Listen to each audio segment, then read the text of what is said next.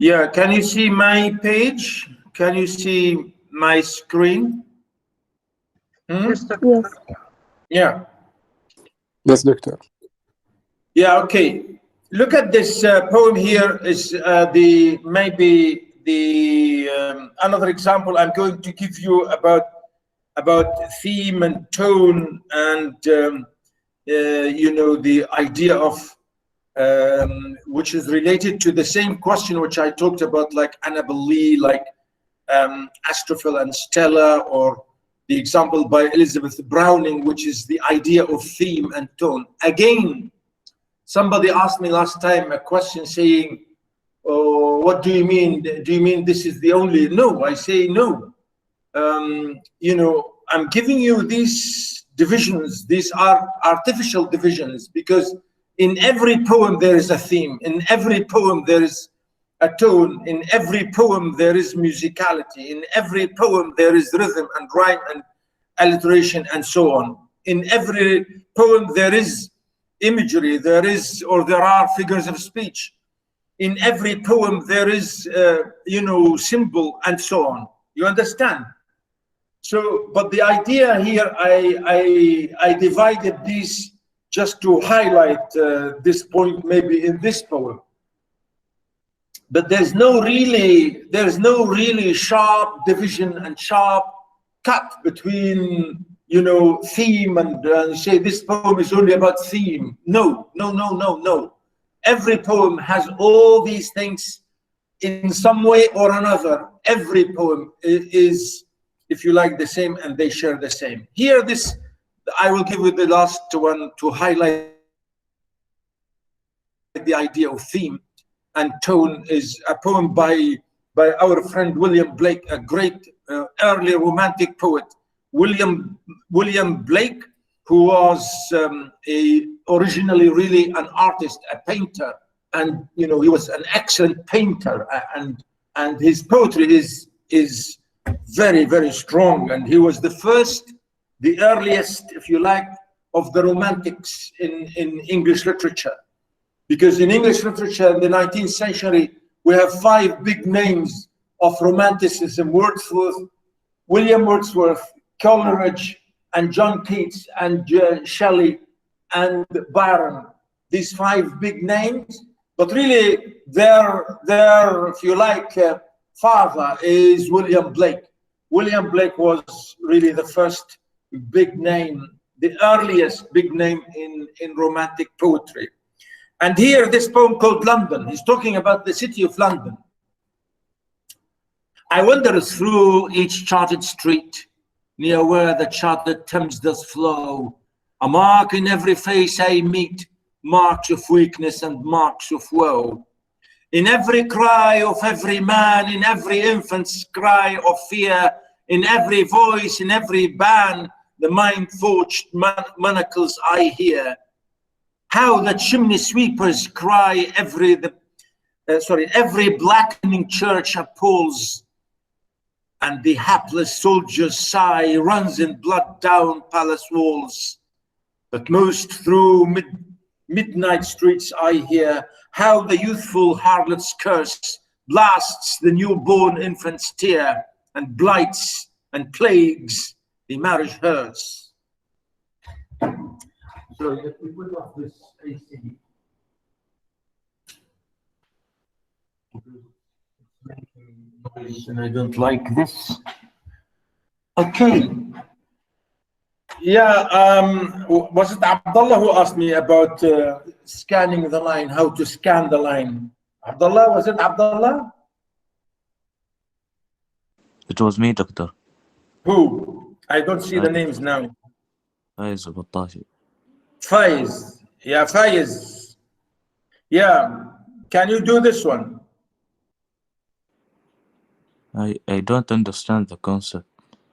I can't. Really? Oh, come on, Faiz. I think I said that to you before. Let me show you.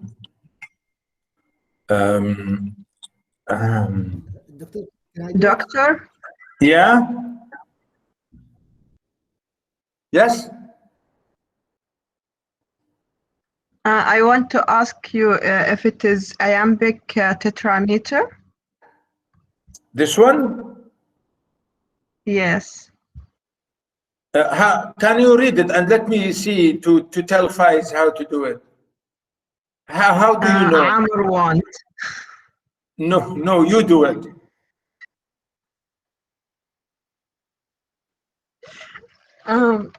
The first Yeah? one is I won. I won. The second one, der. I won. Yeah, What? very good. Yeah, I won. Then der Get through. through. The third one, each chart. Each chart. Then the street. The rest. What do you mean the rest? Say it. Earth street. Yes. Yeah. Easy. Faiz, really, you have to read the word. You say, I wonder. Wonder, 2 syllables. I won. Wonder, 2 syllables. Through, one. Each, one. Charted. We say charted. Charted. Charted. Charted, 2. Street, 1. So we have 4 as Basmala said. I wander through each charted street. No, near, where, notice, near, 1, near. We say near, where, near, where, the charted Thames does flow, 4. Yes, 4 means tetrameter, really. The real or the proper pronunciation, you say pentameter or tetrameter, but I say penta to make it clear. In Latin means 5 and tetra means 4. 5. So that's how we do it. We read. Look at the line here above. Tiger. Look at it. I'm marking with my cursor. Can you see it? Tiger, isn't it? Tiger 2, tiger 2, burning bright, isn't it? So here, tiger, is this unstressed or stress? Amir? Yes, doctor. Stress, tiger, or stress, unstressed, or unstressed stress? Stress, doctor. No. So it is stress and stress. Yeah, this is, you can say tiger. I didn't say tiger. I say tiger, and we say burning, stress on burn, and then bright, isn't it? So this is how you do it. You look at the word, and then you see the syllables. Tiger, 2 syllables. Tiger, burning, bright, 1. Okay? So really, Faiz, you look at the word, and you divide. Each 2 will make 1 foot. Each 2 will make 1 foot. I 1, 2, 1 foot, unstressed, stress, and so on. Okay? Got it? No, I didn't. Sorry. Doctor, what about the last line? Marks of, notice, marks of weakness, marks of woe. You know, I'm saying marks, 1. I didn't, 1 syllable, marks.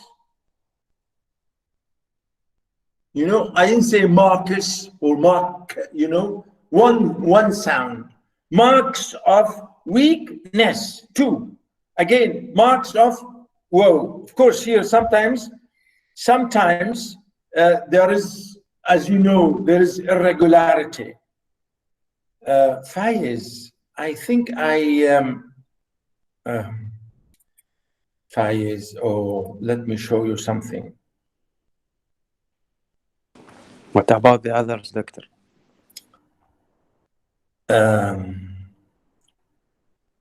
Let me see.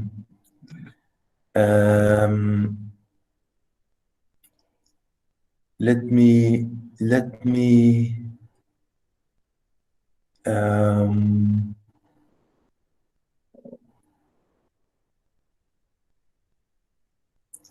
just check something in my Google Drive to show you. I showed you this before in my let me see my Google Drive.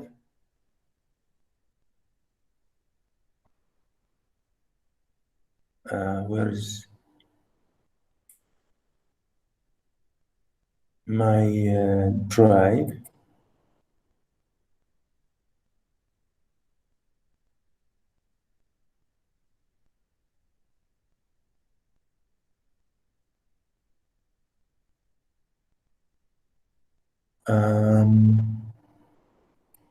Because I think Google Sheets, Google Slides, Google Forms, let me see. Google Docs.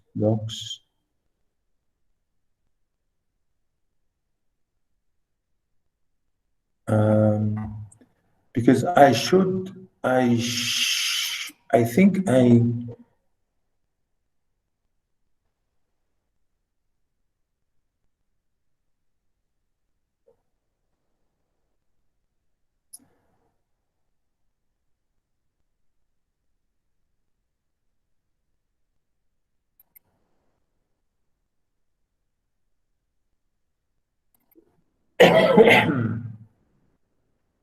I'm looking at no, that's not.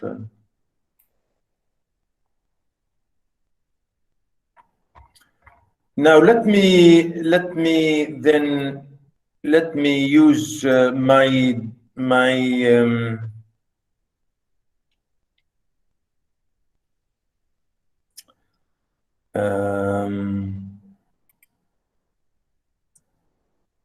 let me. I want to share a. Oh no! Wait a minute! Let me show you the whiteboard, okay?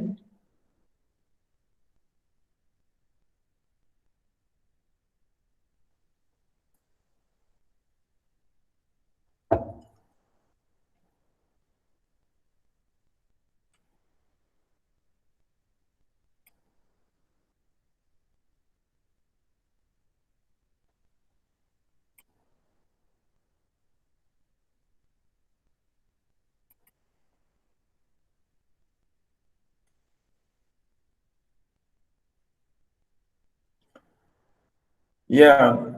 Can you see my my screen, Faiz, now? Faiz? You are not sharing anything. Oh, I'm not sharing. Oh, sorry. Yeah. Yes, no, you're not showing anything. Yeah.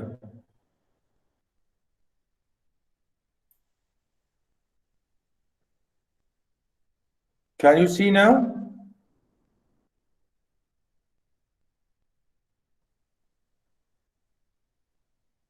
Not yet, doctor. Oh, what is this? Let me see.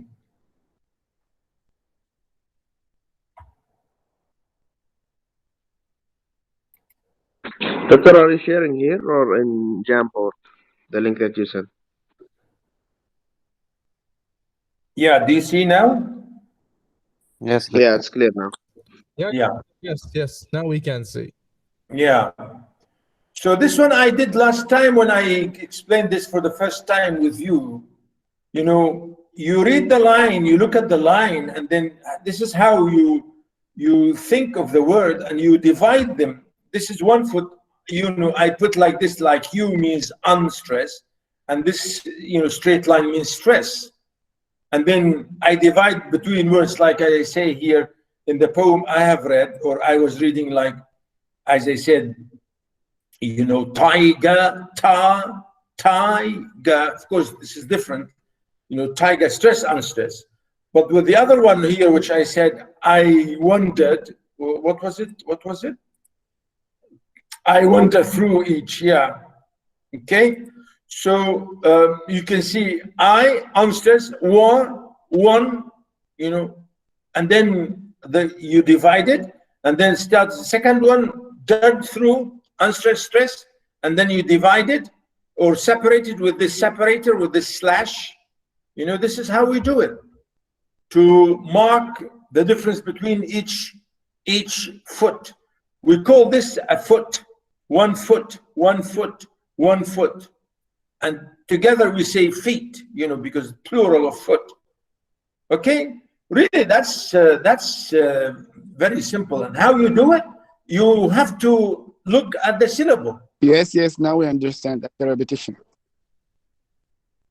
Yeah, Excuse me, Doctor. yeah. Doctor, in the exam, how we can write unstressed stress in the line?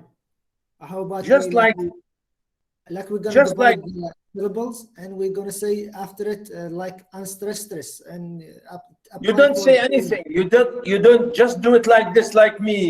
Use this symbol U for unstressed and one straight line, horizontal line to mean stress, like my style here. Don't say unstressed stress. Don't write it in writing. Just mark it like this. Will be okay. Okay, got it, Doctor. Thank you. You just do it above the line. You don't even need to rewrite the line, because the question with you in print, you can write on the exact question paper. You can use it itself for the answer sheet. So you can draw. Oh, I don't know. Maybe again in printing, you need to do this with your own pencil. I don't know how you do it, but you know, this is the idea. I know it's sometimes difficult. Doctor, may I say something? Yeah. Yes. I just want to tell the others that it is just like العروض في الثانوية العامة. كنا نسوي الشرطة والهذا تحت الجملة. It's the same thing يعني. Exactly. Yeah. Thank you, ya Ali. Yeah. It's exactly. And I told you this is فعول ما فاعلات. I told you this is the same. Exactly. Al-arud. Yes. Yeah, but you see, because we are not using our pen, because here I'm saying because we are using the computer, sometimes it's difficult to use this, but I'm sure you are able to do it in print. No problem. Okay, so I think that's enough to say this, and I think it's supposed. I think it should be easy. Come on, boys. I think it should be easy. Now, let me share again to go back to the poem, London here. Notice, I wandered through each charted street, near where the charted Thames does flow, a mark in every face I meet, marks of weakness, marks of woe. Again, look at the rhyme, street, meet, and flow, woe. Complete rhyme, A, B, isn't it? A small stanza here, A, B, 4 lines. It's a stanza of 4 lines. We call this stanza, 4 lines. Really, could be 5 lines, could be 6 lines, could be 8 lines. Never mind. You know, we know poets, I told you that they divide stanzas. So here it's like a lyric. It's like, you can say it's like a lyric. You can say it's like a ballad. You can say it's, you know, a small, tiny stanza. Yeah. So this could be lyrical in the same way. But the poet here is talking about London, about the misery in London, the sadness, the real agony and the pain he faces everywhere in the city of London. I wander through each charted street, near where the charted Thames does flow, a mark in every face I meet, marks of weakness, marks of woe. Everywhere he looks, everywhere he goes, every place charted means planned and drawn, nicely made and constructed and, you know, structured. Charted means absolutely clearly made and engineered. And he said everywhere near the Thames, River Thames, and beginning where the beginning of the river, and everywhere he means. He said, everywhere I found sadness, woe, every face, every mark of really weakness and woe. In every cry, again, in every cry, again, cry too. Sorry, isn't it? Every 2 syllables. Let me repeat. In every cry of every man. Again, the same thing. Really, in every cry of every man, in every infant's cry of fear, in every voice, in every band, the mind-forged manacles I hear. Again, don't be so sometimes absolutely 100%, because in poetry also there is always irregularity. Don't say, well, here is not. Yeah, of course, it's possible. There are always, yeah, of course, there are always irregularities. So here the poet again is saying, everywhere I go, everywhere, every man, every infant, every child, every farm, every voice, band, could be like in a farm or every place, right? People are really tired and unhappy. People are really miserable.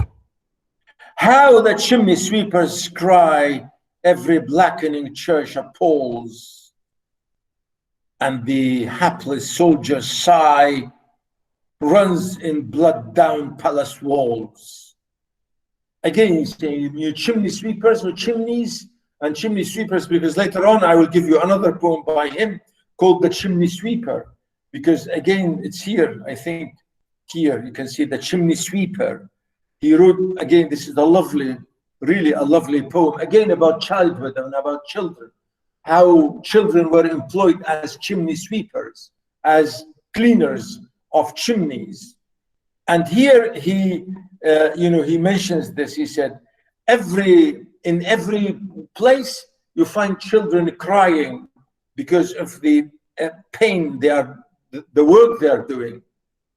Every blackening church appalls, and the hapless soldiers sigh. Even the voices, even the sounds of churches, even the voices of soldiers, even the sighs and the agony and the pain of soldiers, everything, it seems like, he said, runs in blood down palace walls. Again, he's saying that in going to the palace means the kings or the queens or the king's palace where the kingdom is run. So he is referring that poverty and poor people and poverty is everywhere, is dominating everything, and people are miserable, and even if you like, even their blood is being wasted for nothing. But most through midnight streets I hear how the youthful harlot's curse blasts the newborn infant's tear and blights with plagues of marriage hurts. Again, he concludes this in a terrible way. He said, even he's looking at the bad people in the streets of London in the middle of the night. And he said, the people because the word here we said harlot, the word harlot really means those bad women working in the streets. They are like these prostitutes. And he's saying these, even he said the most miserable thing, the most ugly thing, the most horrible thing is even the streets of London at night, they are busy with prostitutes shouting and crying and, even saying, giving, notice, blasts the newborn infant's tear, as if to say, giving birth to illegal children and killing these children you know, because they are illegitimate children. And it's an ugly, really an ugly image here. It's a very sad, terrible image to say, what kind of life really London is having these days, he wants to say. People are, you know, are in a really absolutely miserable situation. What's going on here? He said blights and plagues, you know, plagues and blights. It's really the same meaning, blight and plague.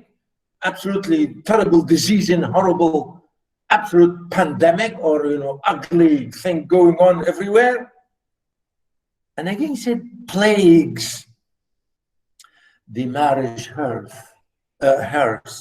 Again you say hearse, and normally hearse is used for carrying dead bodies.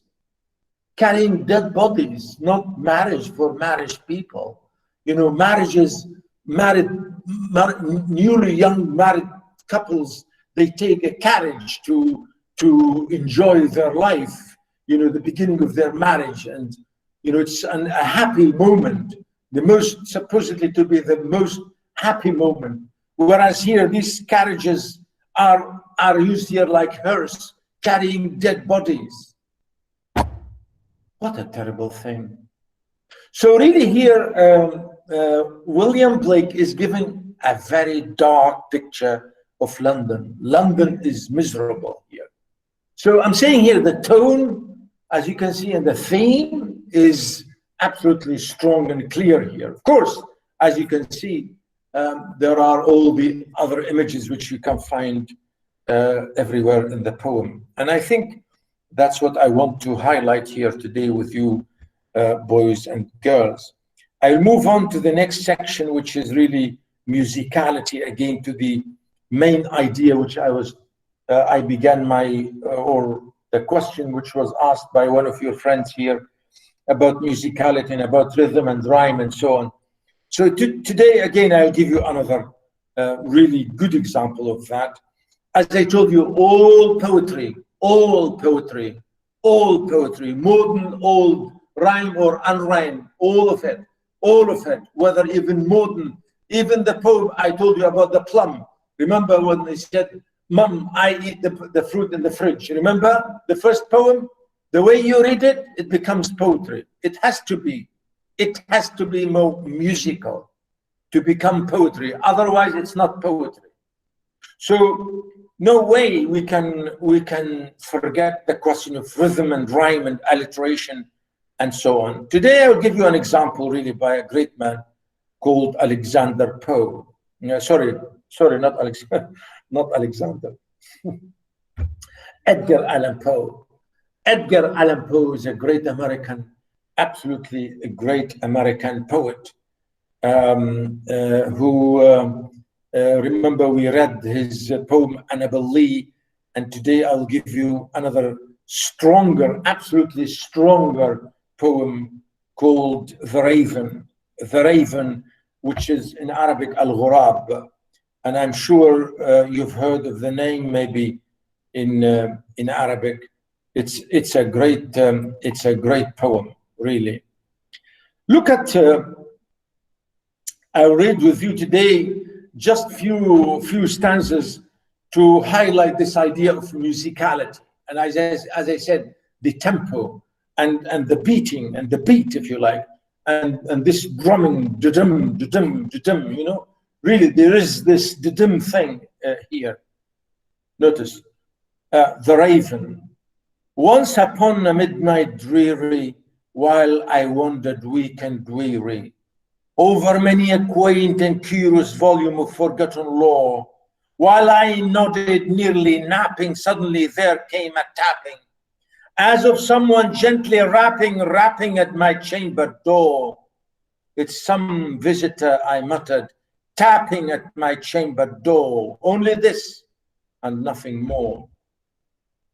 Ah, distinctly I remember it was in the bleak December, and every separate dying ember wrote its ghost upon the floor. Eagerly I wished the morrow, vainly I had sought to borrow from my book sources of sorrow, sorrow for the lost Lenore. for the rare and radiant maiden whom the angels name Lenore, nameless here forevermore.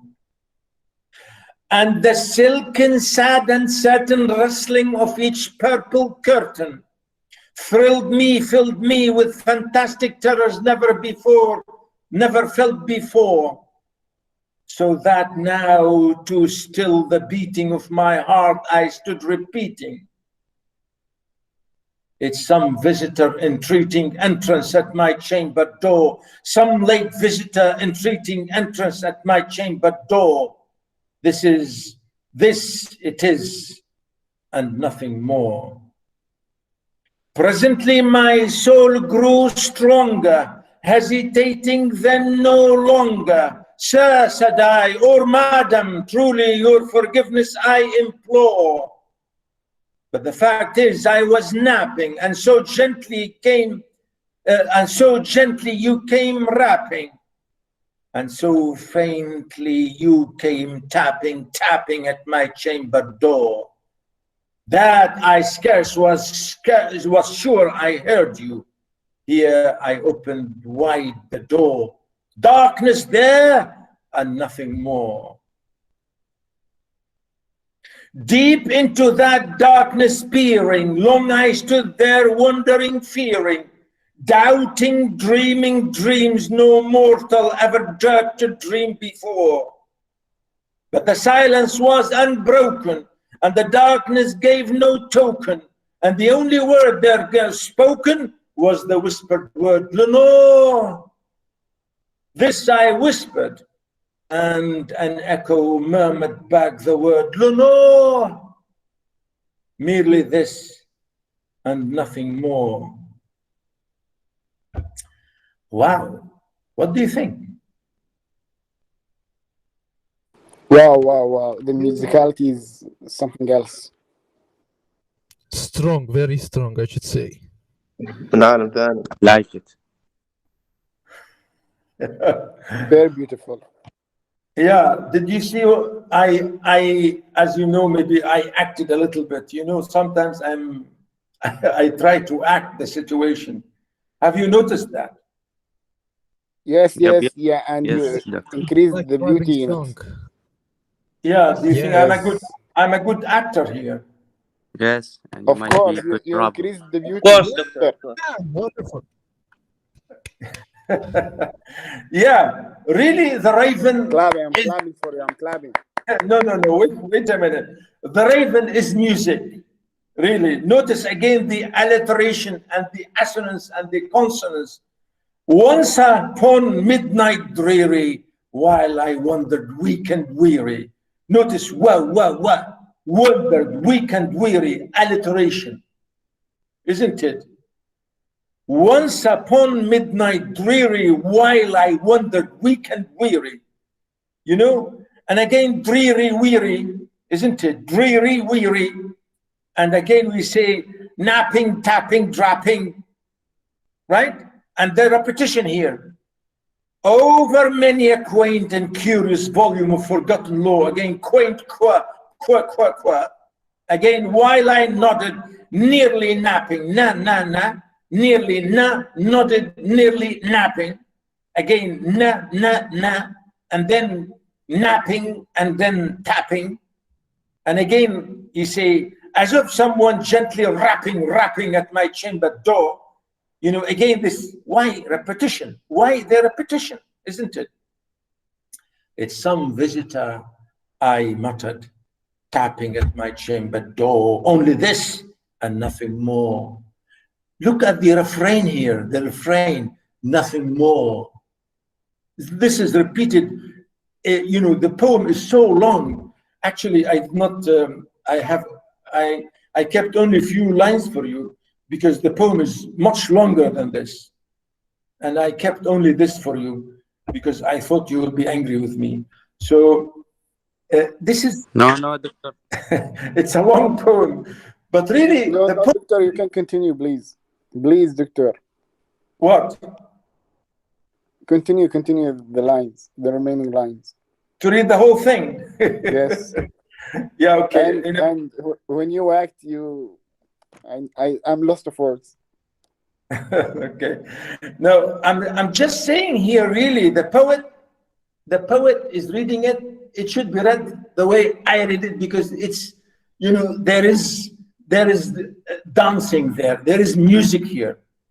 Really, there is tempo. You have to move. You have to dance with the poem, because that's the poem. And really here, again, look at the rhyme. Faiz, where is the rhyme? Well, sorry, not the rhyme. I'm saying the meter. What kind of meter is this? Gosh, how many feet do we have here? Once upon a midnight dreary, while I wandered weak and weary. Look at it here. I gave it to you. Look at it. My God, this is unbelievable. Octameter, isn't it? Trochaic octameter. Octa means 8. Once, notice, it's done here, and I copied this for you. Notice here. Can you see it? Notice here. Once Yes. you can see it. Once upon a midnight dreary, while I pondered weak and weary. Isn't it? And stress the first. Stress the first. So that's why trochaic, troche.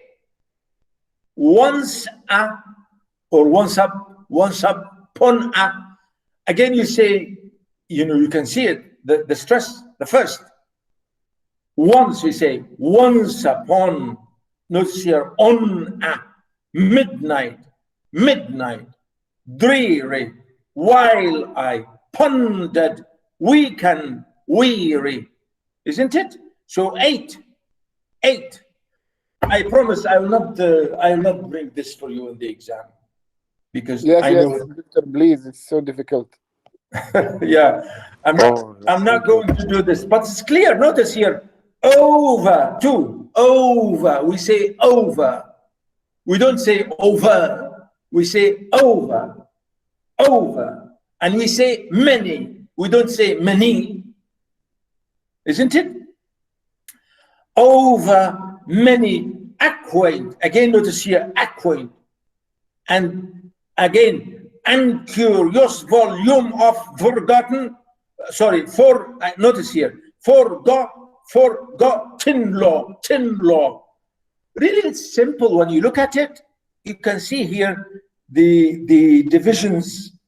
I copied this from many sources in the net, which is lovely. Really, I thought this is absolutely a good example for musicality and for the line here. So it's a trochaic.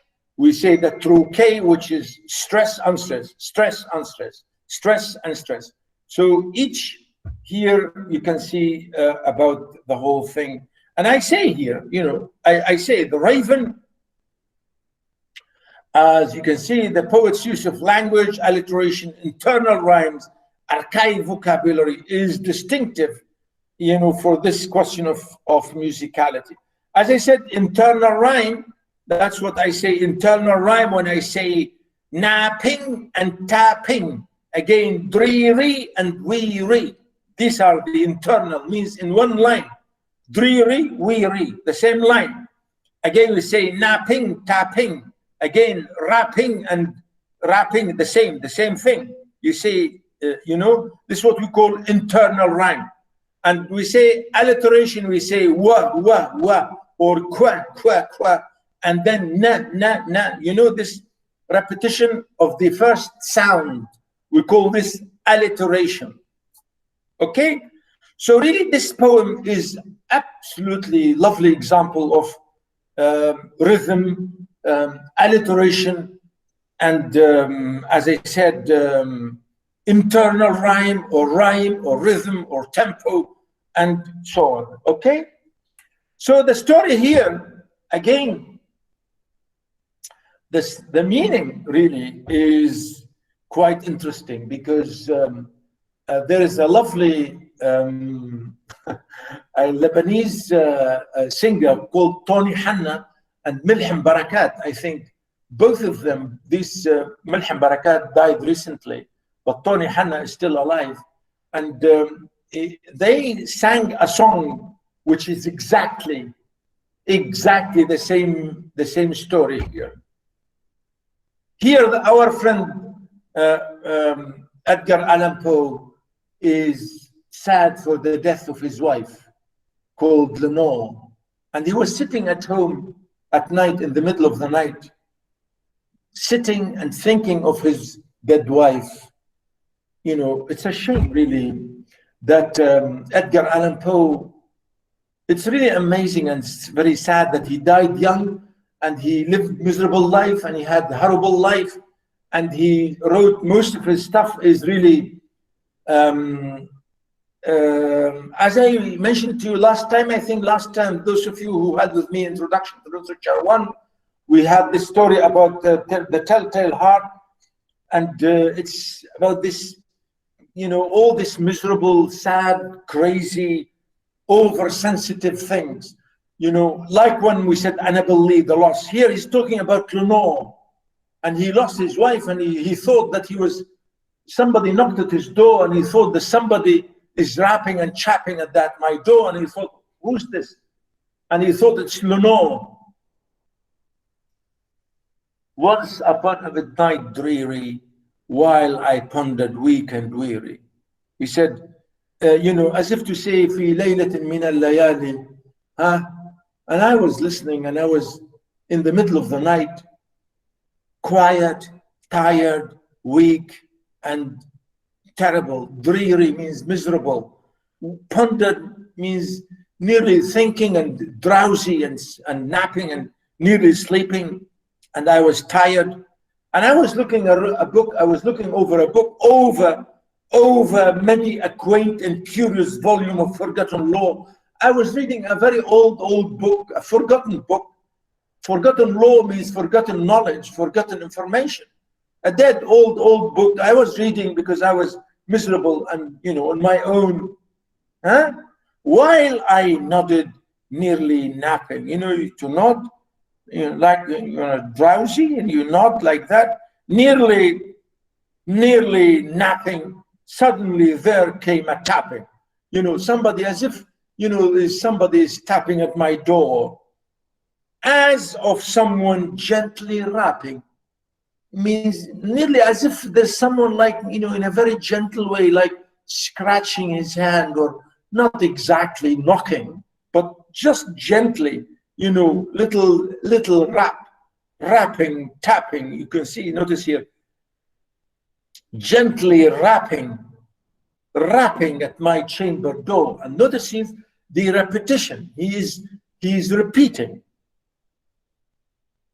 And then he said, it's some visitor, I muttered. مين اللي جاي عندي بآخر هالليل يا ترى? He's asking himself, who's this? You know? It's some visitor, I muttered, tapping at my chamber door. Only this and nothing more. So he said, maybe somebody is knocking at my door. Who's coming to me here at the middle of the night?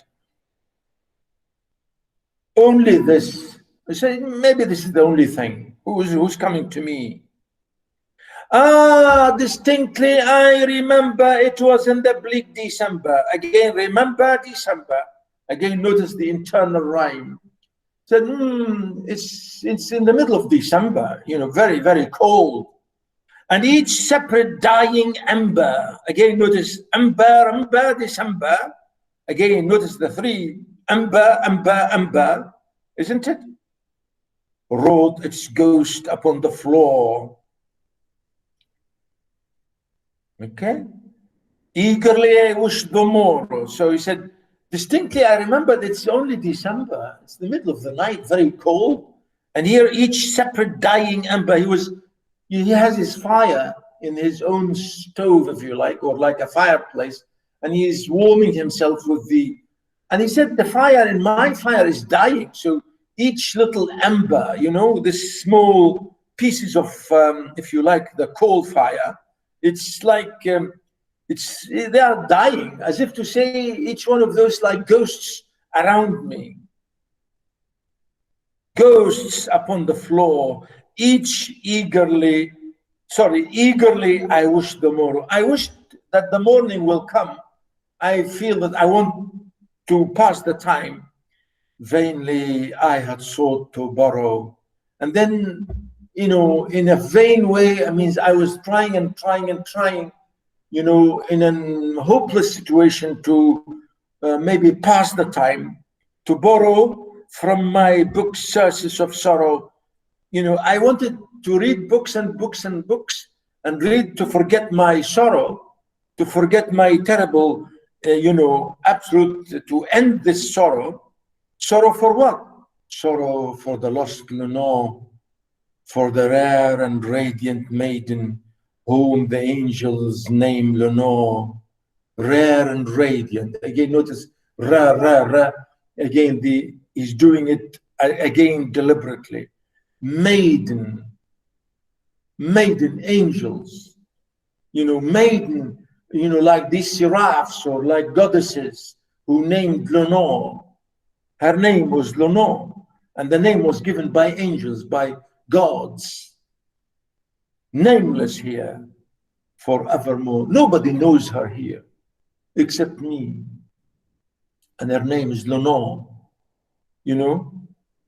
Nameless here forevermore. Nobody, knew her.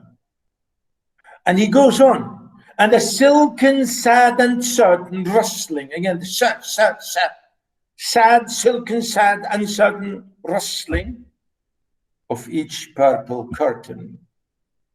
So he's looking at the curtain of his window. He said, the curtain are moving and they're making the noise, this rustling sound, this sound coming from the movement of the curtain. The silken, sad, uncertain rustling of each purple curtain. Look at the images, purple curtain, each rustling. It's an amazing language here he's using. Purple curtain filled me with fantastic terrors never felt before. Even he was terrified by the movement of the curtain on his window. He said the movement of this curtain, the noise that coming out of the curtain's movement really filled me and made me terrified. Absolutely filled me with terror. He said, fantastic terror I've never felt before. So that now, to still the beating of my heart, I stood repeating. So he said, for the moment, to make myself quiet, to stop this, to still, really he said here to use the word still as a verb. To still means to stop. The beating of my heart, I stood repeating. He said, maybe it's only the same thing. He said, it's some visitor entreating entrance at my chamber door. Again, notice here, entreating entrance. Some late visitor entreating entrance at my chamber door. This it is, and nothing more. He said, because I was terrified and I stopped. And I then convinced myself, oh, no. It's only nothing but some visitor.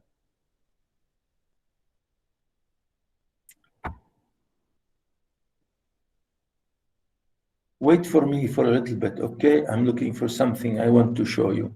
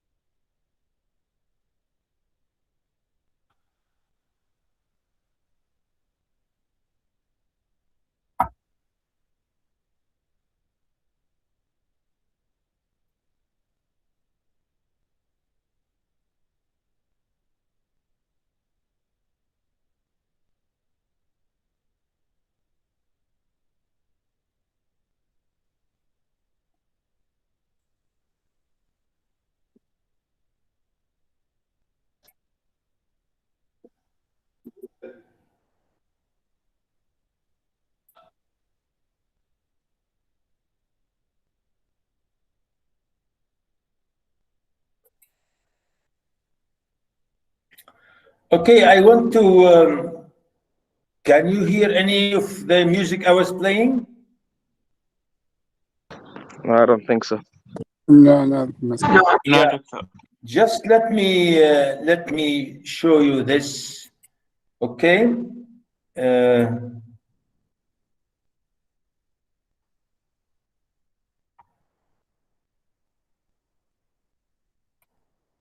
Can you see my image here? Can you? Yes, doctor. Yeah, yes, doctor. We Yes, can. doctor. Yes. Listen, this is the this is this is the Raven, the same by Milham Barakat. Listen.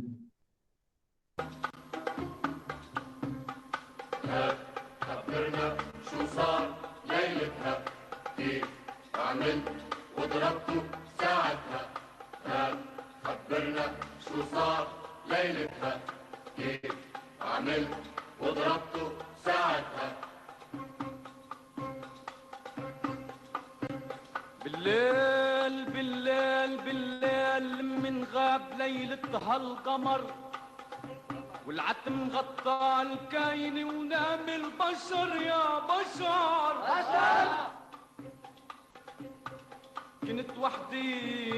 كنت وحدي راجع بهاك الطريق تعبان من هم الدنيا وكتر السهر يا ليل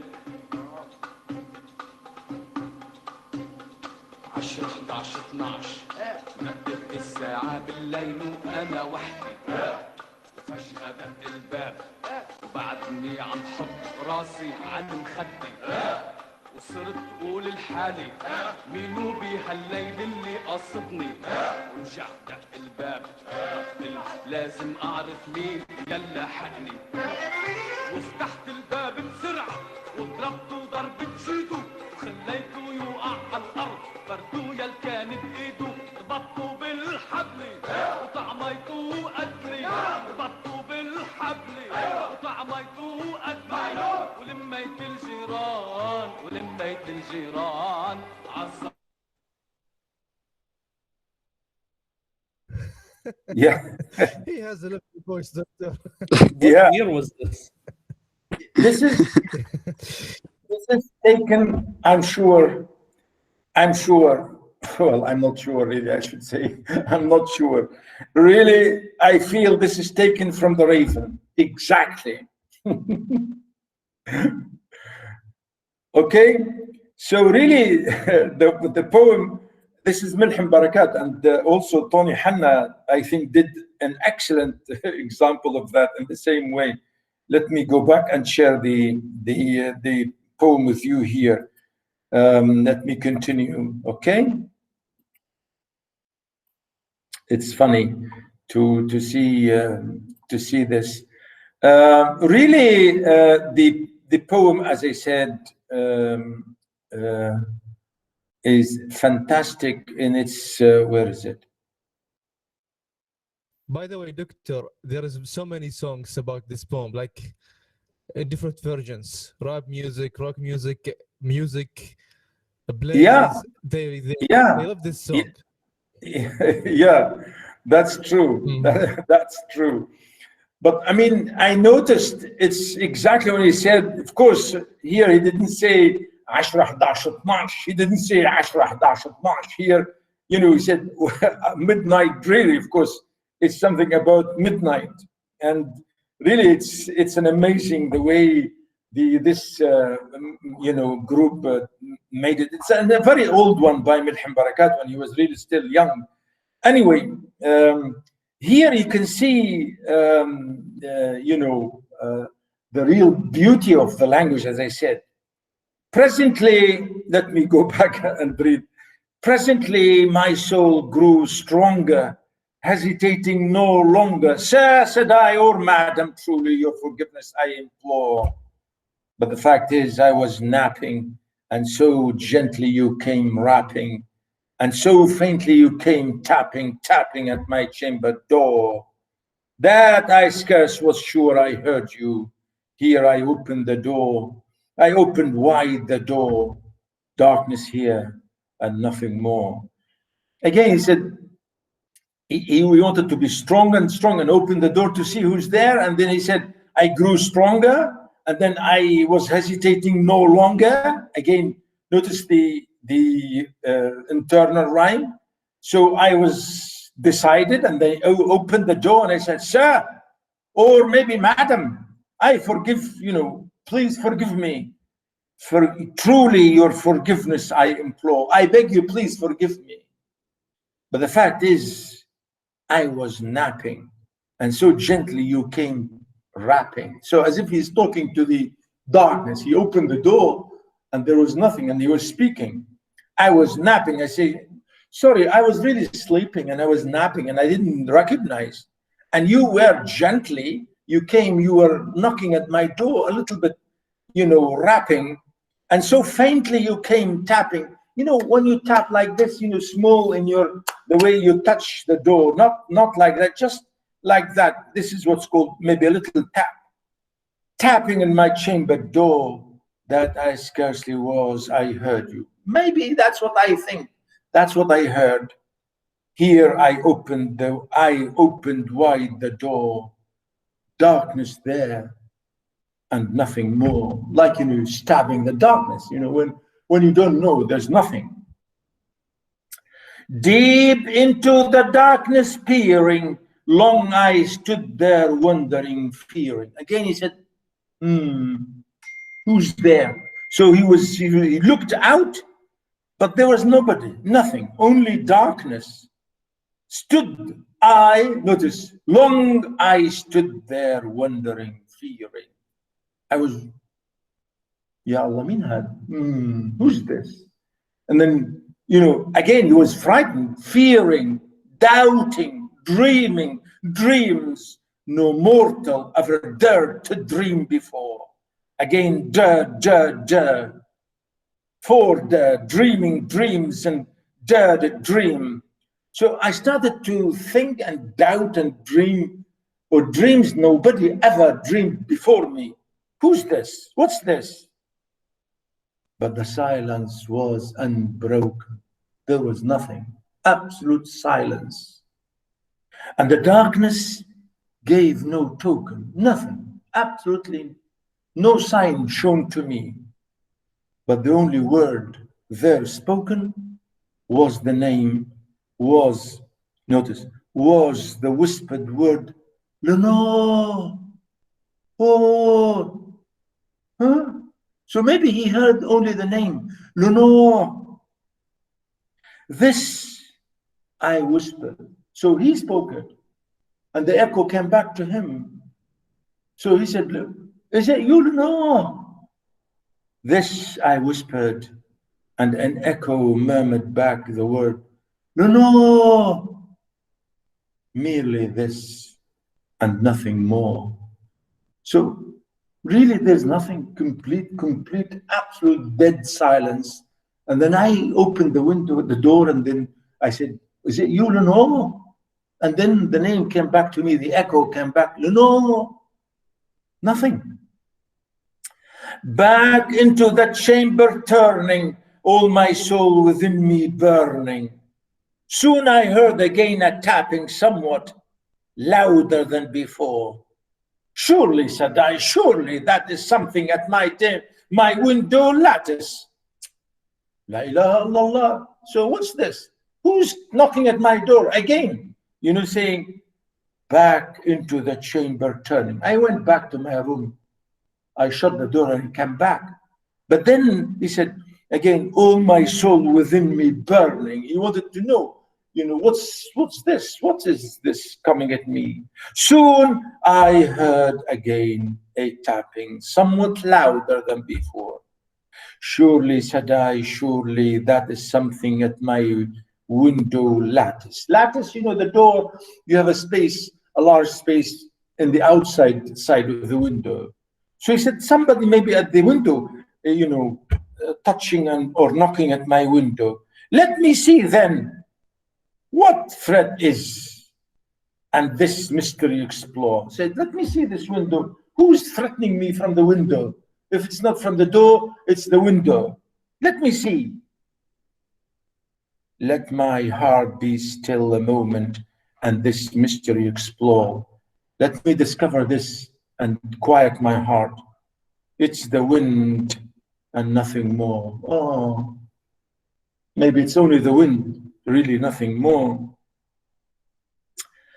Upon here I flung the shutter, then with many a flirt and flutter, in there stepped our stately raven of the saintly days of yore. Not the least obeisance made he, not an instant stopped or stayed he, but with mane of lord or lady, perched above my chamber door, perched upon a bust of Pallas just above my chamber door, perched and sat and nothing more.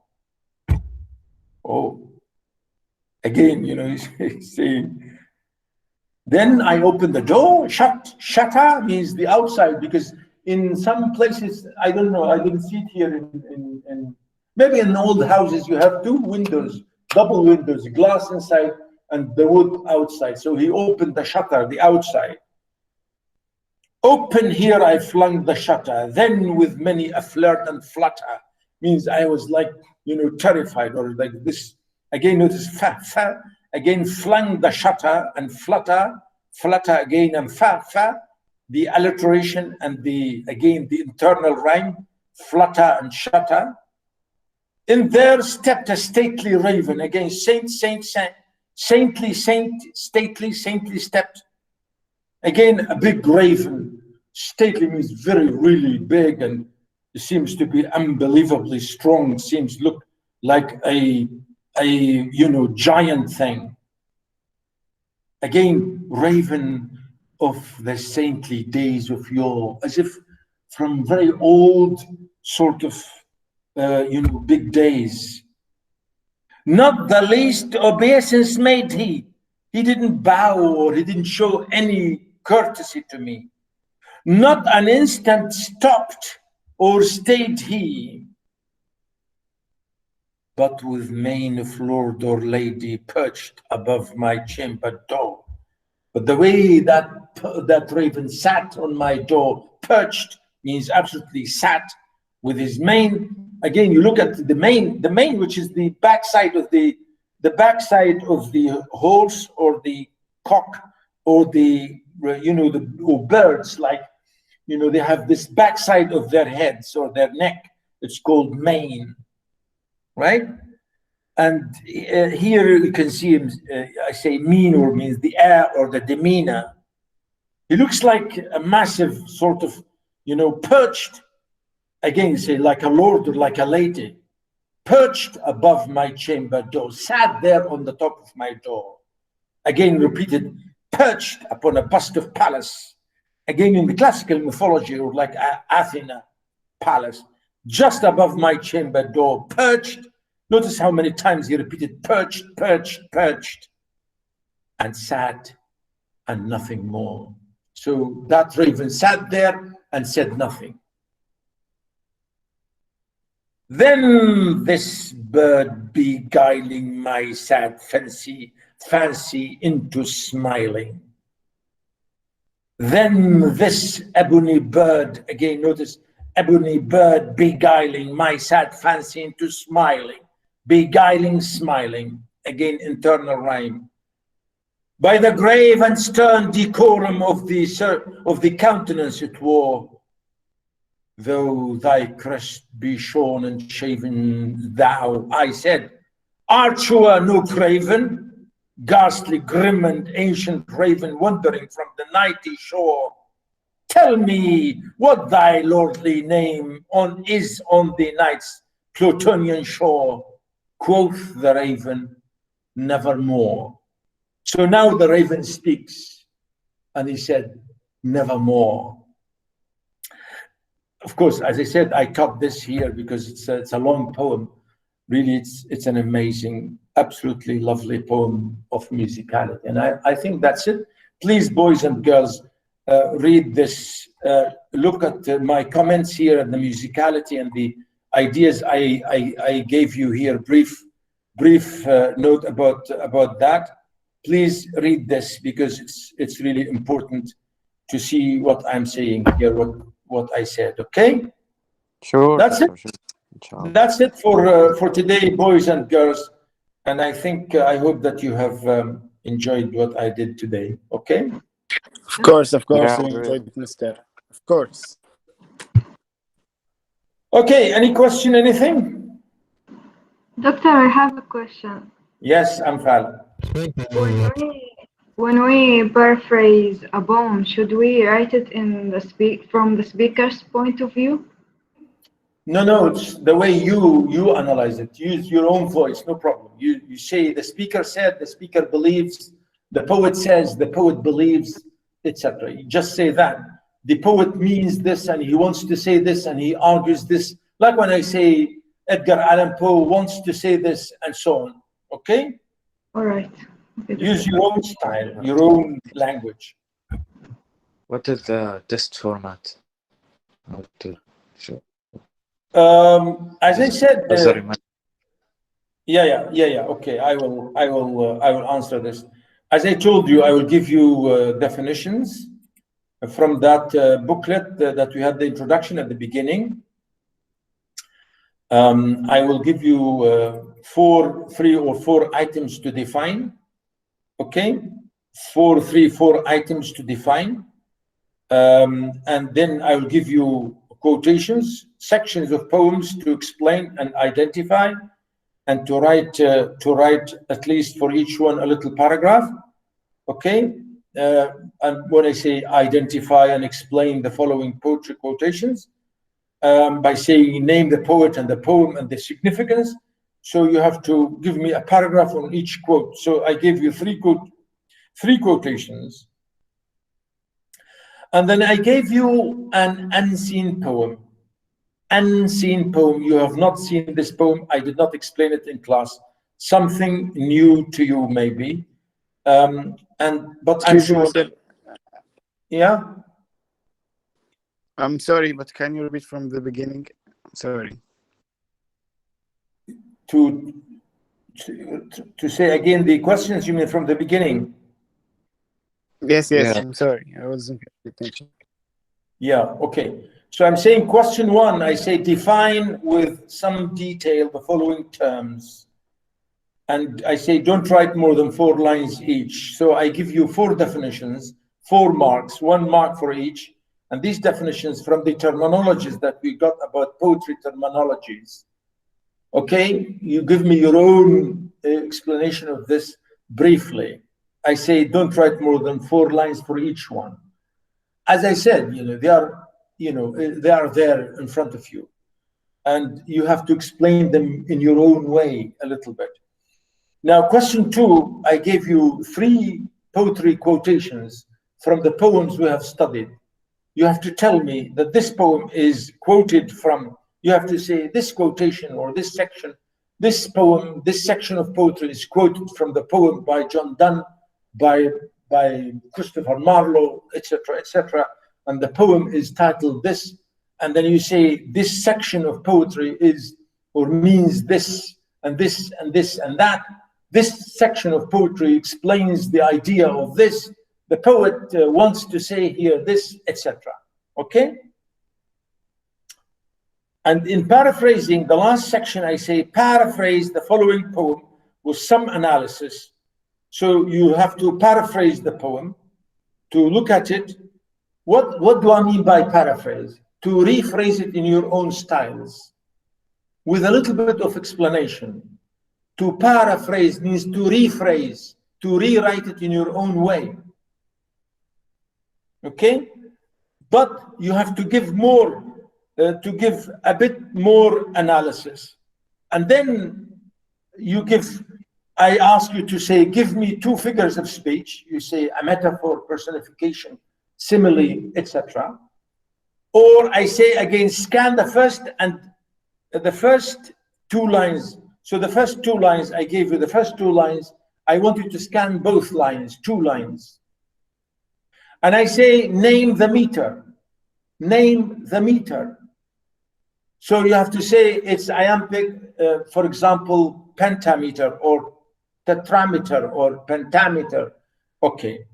And then I say, what is kind of stanza? You look at the stanza, you say, what kind of stanza is this? Is it a lyric? Is it maybe sonnet? Is it something like this? And I say, what is the rhyme scheme? Do you have rhyme here? You look, do you have rhyme? If there's no rhyme, you say, well, there's no rhyme. What, if there's no rhyme, what does it mean? It means it's free verse or blank verse and so on. You understand? If the rhyme, you say, well, the rhyme is A, B, C, D, or A, B, C, etc. You say, you name the rhyme. And that's it.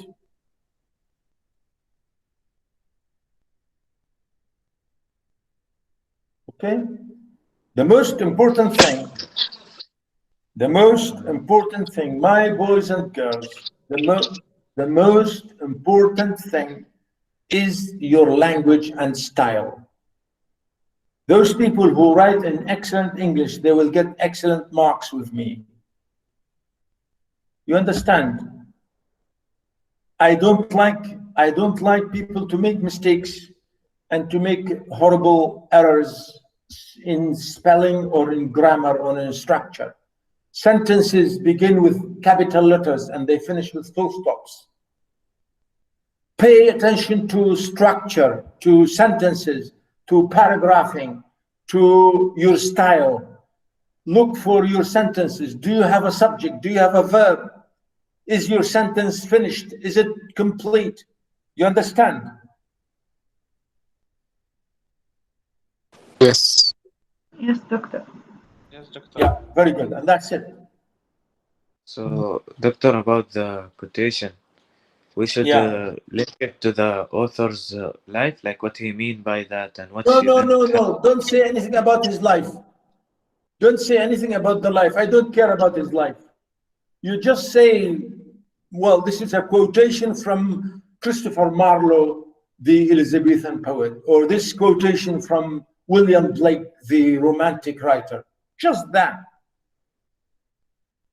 Don't give me anything about his life, because there's no time for this. Okay. All right? I will be with you in the exam. I will be sitting here with you. I will be with you if you want. Even again, the college and the department said students have to open their cameras. I'm not going to ask you to do that, but I don't think I will do that. But yeah, so you are really sort of going to be. I hope that you will be relaxed and okay in your exam. Okay, don't waste your time. Don't waste your time looking for answers anywhere. Don't try, because it's going to waste your time. And if you copy from the net, you will be caught and you will be penalized. So don't try. Okay? Just be yourselves, because this is a test and this is an exam, 20 marks, and don't lose energy and things like that. Just be what you are and you'll be fine. I'm sure you'll be fine.